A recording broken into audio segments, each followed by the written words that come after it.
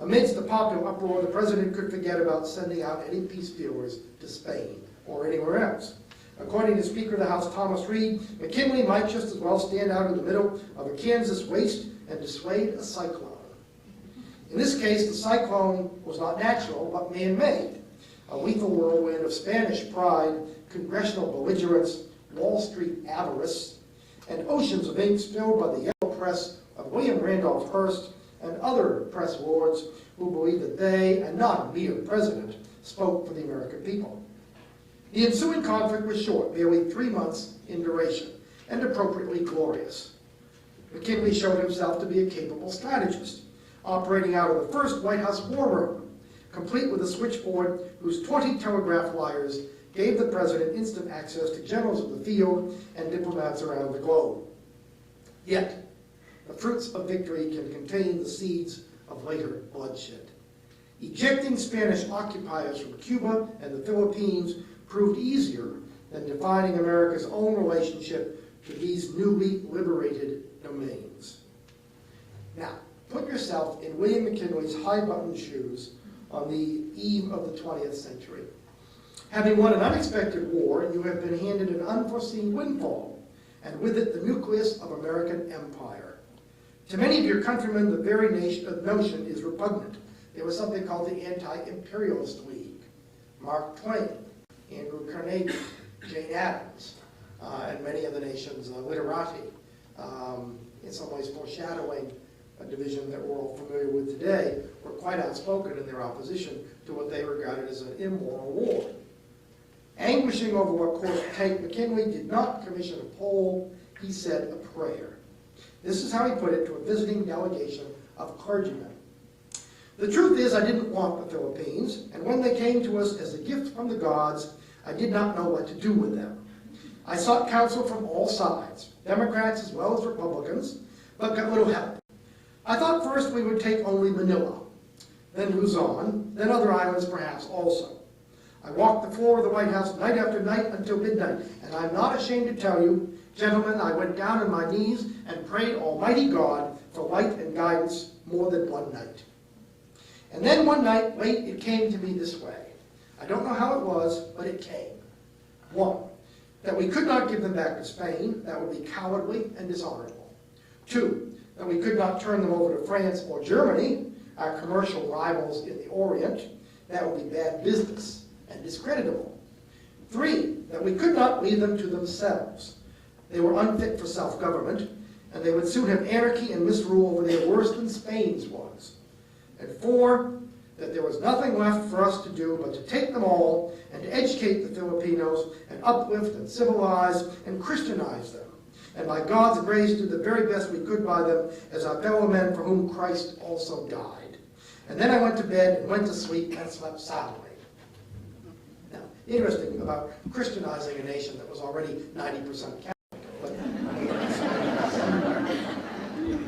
McKinley's sleep was soon to be disturbed by a full-scale insurrection in the Philippines, led by guerrilla warriors for whom the president's benevolent assimilation proclamation of 1899 was anything but benevolent. What he called benevolent assimilation struck the novelist Henry James as something quite different. As James summed up McKinley's position, quote, "We're here for your own good. Therefore, unconditionally surrender to our tender mercies, or we'll blow you into kingdom come." Having no wish to be assimilated, the insurgents turned their weapons on their erstwhile liberators.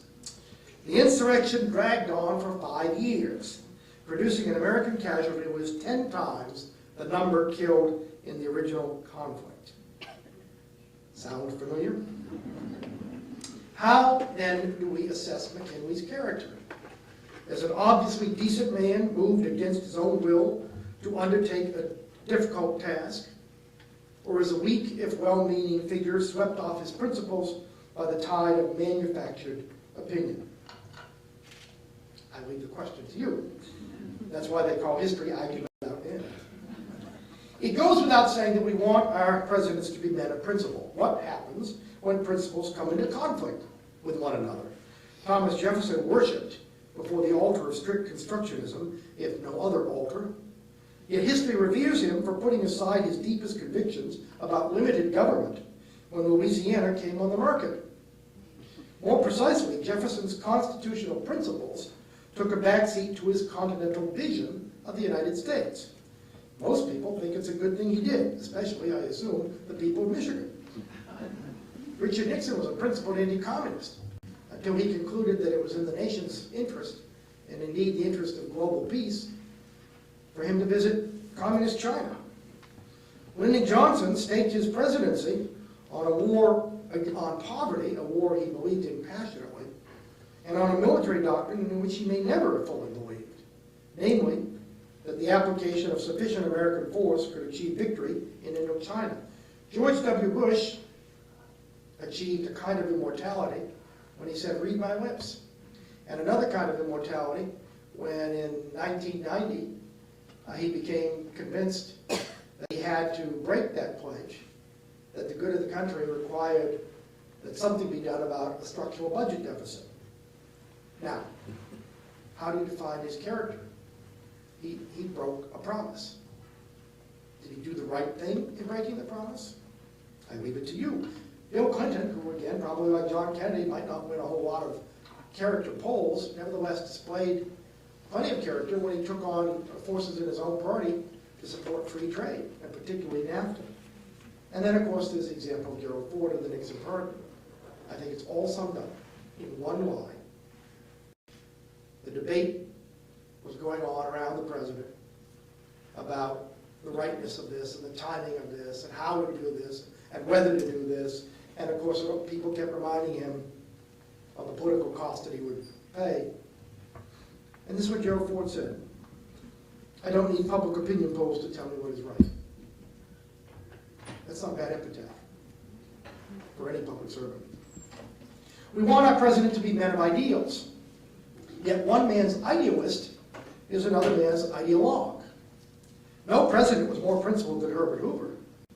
Before his election in 1928, Hoover's name was synonymous with American generosity. The great humanitarian who fed 1 billion people in more than 50 countries. Yet as a Depression-era president, unable to adapt his Quaker conscience to a different kind of crisis. Hoover came to be seen as the heartless personification of corrupt capitalism. To most Americans, he was a remote, grim-faced man in a blue double-breasted suit. They saw none of his private anguish through 16-hour days, engaged endless conferences with economists, politicians, and bankers. Hoover's hands shook as he lit one cigar after another. His hair turned white. He lost 25 pounds. Holding office at such a time, he said dejectedly, was akin to being a repairman behind a dike. No sooner is one leak plugged up than it is necessary to dash over and stop another that is broken out. There is no end to it. Through it all, Hoover never lost his faith in the principle of voluntary cooperation over government relief. A voluntary deed, he said, is infinitely more precious to our national ideal and spirit than 1,000-fold poured from the treasury. Here was the practical idealism on the generosity of his countrymen that had fed Belgium in World War I, and then the American Food Administration. Hoover comes home at Woodrow Wilson's request, having kept 10 million people from starving to death in Belgium and northern France, and through voluntarism and publicity, gets Americans to observe Wheatless Wednesdays and Meatless Mondays. They discovered the virtues of whale steak. Food will win the war. And do you know what the administrative overhead was on the American Food Administration? It was less than 0.5%. So naturally, Hoover feels vindicated when he says, all you have to do is tell the American people what the problem is. They are the most generous people in the world. They will rise to the challenge. They will, in effect, solve the problem for you. That's the idea that propelled Hoover into the White House in 1929, only to become a ball and chain, hobbling him when the voluntary ideal was overwhelmed by 25% unemployment and financial collapse. Neither Hoover nor his principles had changed. That's the problem. What had changed was the environment in which he led and the very definition of leadership. Overnight, the rules and expectations had been transformed. No longer was enough for a president to be a skilled administrator or legislative strategist. In times of distress, he must serve as empathizer in chief.